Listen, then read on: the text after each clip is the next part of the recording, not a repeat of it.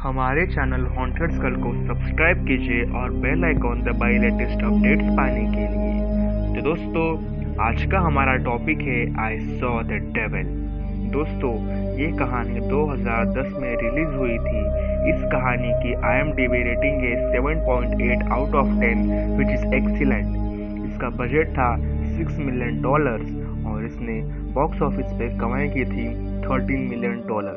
तो दोस्तों, without any delay let's the intro.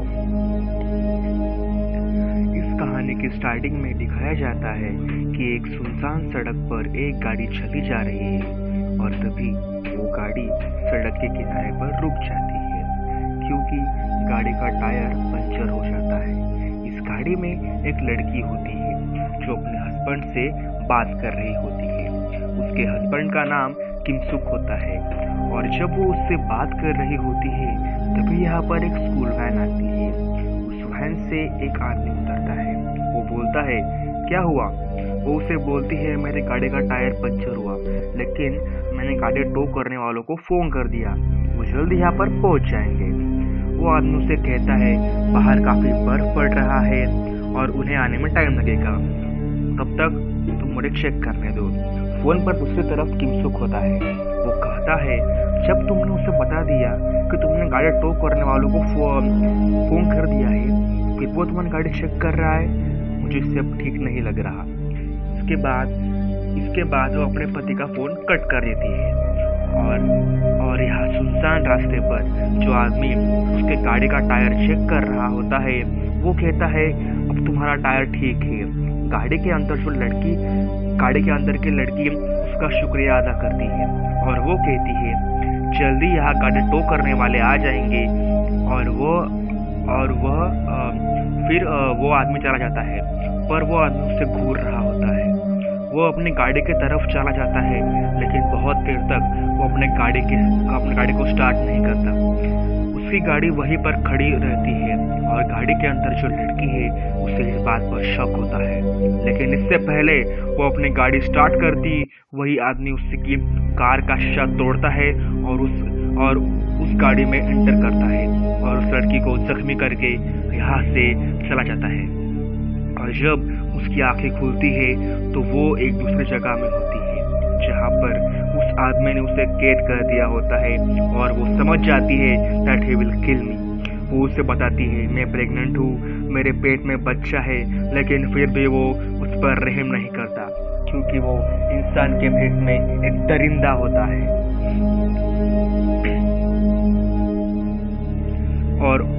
और वो उसे बहुत बुरी तरह से कत्ल कर देता है। कुछ दिनों बाद वहाँ पर पुलिस पहुंच जाती है और उन्हें उस लड़की की डेड बॉडी मिल जाती है। उस लड़की के पिता जो खुद 30 साल से डिटेक्टिव है और उन्हें इस बात का बहुत दुख है कि 30 सालों के डिटेक्टिव होने के बाद भी he can't save her daughter.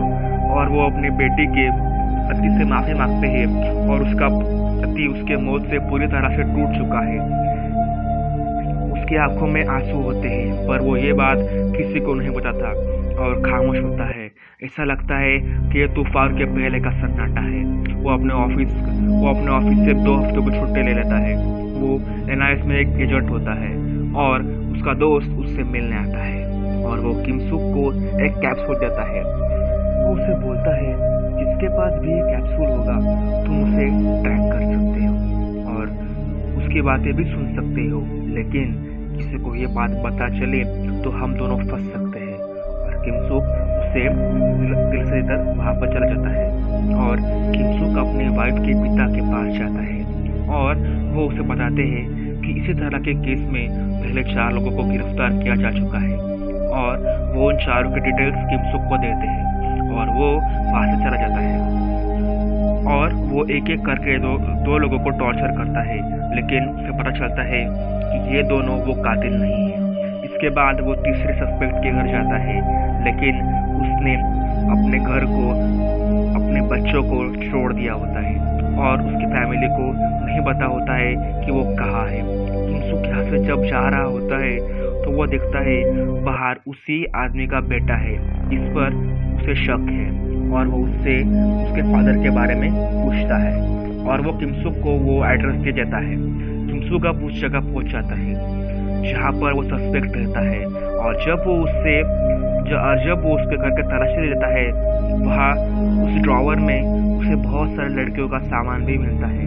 उसके बाद वो और तलाशी लेता है और उसे नाली में एक रिंग मिलती है, और ये वही रिंग होती है जो किमसुक ने अपनी वाइफ को दी थी। इस अंगूठी को देखकर उसे बहुत रोना आता है और वो समझ जाता है कि ये घर उसे कातिल का है जिसने उसकी पत्नी को खून किया था। वहीं दूसरी तरफ जैंग को दिखाया जाता है, ये वही साइको किलर है जिसने किमसुक की पत्नी को मारा है। और वो एक स्कूल वैन में कई लड़कियों को लेकर जा रहा है, और इसी वैन में एक लड़की होती है जिस पर उसकी बुरी नजर होती है। हालांकि वो इससे पहले भी एक लड़की को मार चुका है, और रात को ये दिखाया जाता है कि स्कूल वैन में से एक लड़की मिसिंग है और लड़की को जैंग ने अगवा कर लिया होता है। वो उस लड़की को अपने घर ले जाता है और वो उसे सेक्सुअली अब्यूज करता है। तभी उसे पीछे से कोई आवाज आती है, जैंग। इस बात से वो रुक जाता है और वो बाहर जाता है, और तब वो लाइट्स टर्न ऑन करता है। तब वो सामने देखता है और सामने किमसुक खड़ा होता है। जैंग उसे बोलता है, क्या तुम अकेले हो? किमसुक कुछ नहीं कहता। वो बोलता है, जैंग बोलता है, शायद तुम पुलिस वाले हो।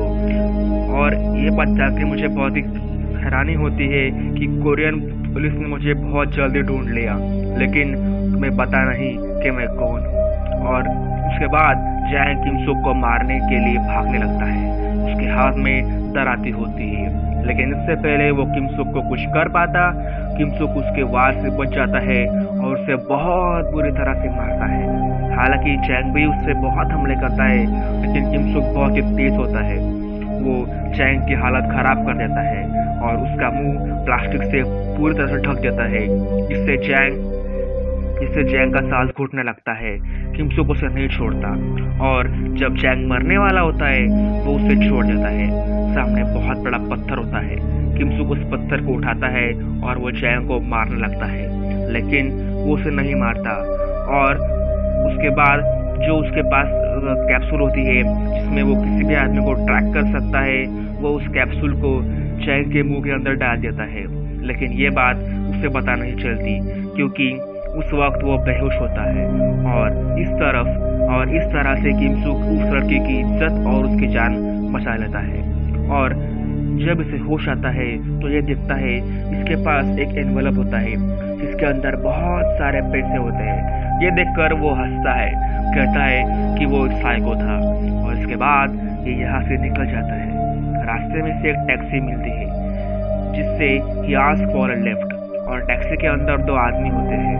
वही दूर बैठा किमसुक इसके पूरे लोकेशन देख रहा होता है, क्योंकि उसने जैंग के पेट में वो कैप्सूल डाल दिया होता है, और वो भी उसका पीछा कर रहा होता है। जैंग जिस टैक्सी में होता है उसमें दो आदमी होते हैं, और जैंग इन दोनों आदमियों को मार देता है।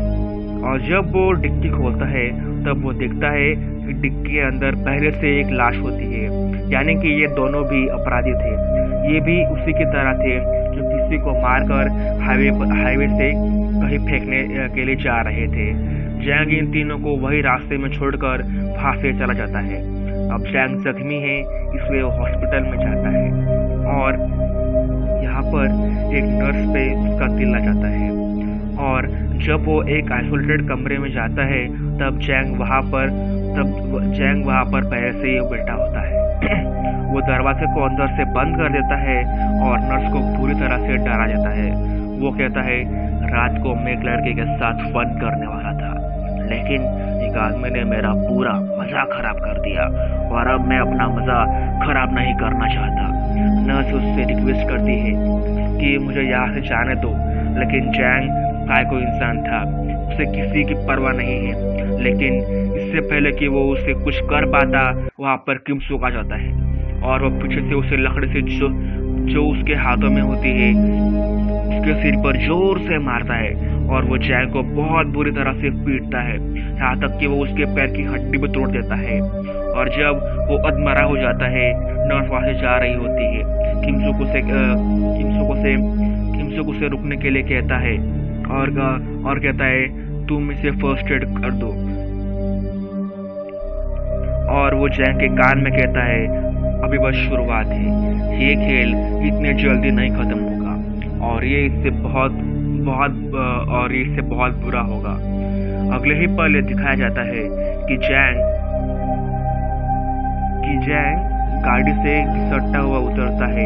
उसका पैर बुरी तरह से जख्मी है, वो अच्छे से चल नहीं सकता, उसका हाथ टूटा हुआ है।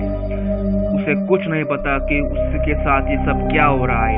इसके बाद वो गाड़ी लेकर हाईवे पर निकल जाता है और वो अपनी गाड़ी बदलना चाहता है क्योंकि उसे लगता है कि गाड़ी में कुछ ना कुछ है, और वो एक दूसरी गाड़ी को हाथ देता है। लेकिन इस गाड़ी के अंदर फौजी होते हैं, इसलिए वो कुछ नहीं कर पाता।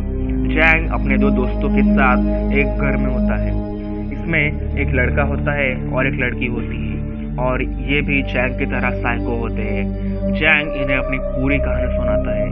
पीछे से एक आदमी उसे बार बार पकड़कर टॉर्चर करता है और उसके बाद छोड़ देता है। जैंग का दोस्त उसे बोलता है कि वो तुम्हारा शिकार कर रहा है, तुमने जिन्हें मारा है ये उन्हें में से किसी का परिवार वाला होगा। और उसके बाद जैंग एक कमरे में चला जाता है और वो सोचता है कि आखिर ये आदमी कौन हो सकता है। और उसे याद आता है कि ये किमसुक है, और उसे याद आता है कि किमसुक के हाथ में एक रिंग होती थी, एक रिंग थी, और जितनी भी लड़कियों को उसने मारा था उनमें से ये रिंग किसकी थी। और अब जैंग समझ जाता है कि उसकी पिटाई क्यों हो रही है। वही जैंग का दोस्त जिस घर में होता है, उस लड़की को उसने बंदी बना लिया होता है। वो उस लड़की को किचन में लेकर आता है और इससे पहले कि वो उसे मारता वहाँ किमसुक आ जाता है। जैंग का दोस्त उसे देखकर हैरान हो जाता है। वो कहता है तुम बिना आवाज किए अंदर कैसे आ जाए। और किमसुक उसे बहुत बुरी तरह से मारता है। यहाँ पर जैंग भी आ जाता है। इन सब के बीच लड़ाई होती है, लेकिन किमसुक उन तीनों को बहुत बुरी तरह से मारता है। और अगले सुबह इस घर में पुलिस आ जाती है और वो सबको गिरफ्तार कर लेती है। यहाँ पर ये सारे जख्मी होते हैं, इसलिए वो हॉस्पिटल में जाते हैं। किमसुक भी जख्मी होता है। हॉस्पिटल में किमसुक का दोस्त उससे मिलने आता है, जिसने उसे कैप्सूल दिया था। वो कहता है तुम जैंग को पुलिस के हवाले कर दो, पर किमसुक कहता है अभी नहीं। उसका दोस्त कहता है जो मैंने कैप्सूल दिया था वो ठीक से काम कर रहा है ना, जब तक उसे कॉन्स्टिट्यूशन नहीं होती वो उसके शरीर में से नहीं निकलेगा। किमसुक उसे चुप करता है क्योंकि वही बगल में जैंग होता है। किमसुक को लगता है कि वो बेहोश है और वो बस नाटक कर रहा था, और उसने उसकी सारी बातें सुन ली थी और उसे बताए कि उसके शरीर में एक ड्रैगन है जिससे वो पकड़ा जाता है। और किमसुक उसे फिर से एक सुनसान जगह पर छोड़ देता है ताकि वो फिर कुछ कर सके और वो उसको फिर से मार सके। लेकिन अब जैंग समझ चुका है जैंग किमसुक को बोलता है I know you can hear me. मैंने अपनी पूरी जिंदगी में ऐसा खेल कभी नहीं खेला और अब बहुत मजा आएगा। और फिर जैंग केमिस्ट की दुकान पे जाता है और लूज मोशन की दवा ले लेता है और अपने पेट से उस कैप्सूल को निकाल लेता है और उसे किसी तरह से दूसरे आदमी के पेट में डाल देता है। और जब तक वहाँ किमसुक पहुँचता जैंग चला जाता है और इसे नहीं पता कि वो अब कहाँ जाएगा। इसके बाद जैंग को दिखाया जाता है वो, और जब तक वहाँ पहुँचता वो चला जाता है। उसके बाद जैंग उसके वाइफ के पिता के पास जाता है उन्हें मारने के लिए। जब तक वहाँ पर किमसुक पहुँचता वो उन्हें मार चुका होता है। इससे किमसुक को बहुत दुख पहुँचता है। उसे लगता है कि मैंने उसे पहले क्यों नहीं मार दिया। जब मेरे पास चांस था तभी मार देना चाहिए था। और तभी वो उसके दोस्त के पास जाता है और वो उसे बोलता है कि अब वो कहाँ होगा, और वो उसे बोलता है कि वो अपने ही घर में होगा। और फिर किमसुक उसके घर में जाता है और वो उसे एक जगह पर बांध देता है और उसके ठीक ऊपर एक बहुत बड़ा ब्लेड होता है और किमसुक उसके मुंह में एक रस्सी डाल देता है और उसका एक छोर दरवाजे पे बांध देता है। और इससे अगर किसी तरह दरवाजा खोला तो ब्लेड उसके सिर पर गिर जाएगा और उससे उसका कत्ल हो जाएगा। ये सब करके किमसुक वहां से चला जाता है और बाहर ही जैक की फैमिली वाले आते हैं और वो जैक को आवाज देते हैं, पर जैक के मुंह में रस्सी होती है और उस वक्त जैक के आंखों में डर होता है और उसके फैमिली वाले वो द्वार खोल देते हैं और वही ब्लेड उसके सिर पर गिर जाता है और तब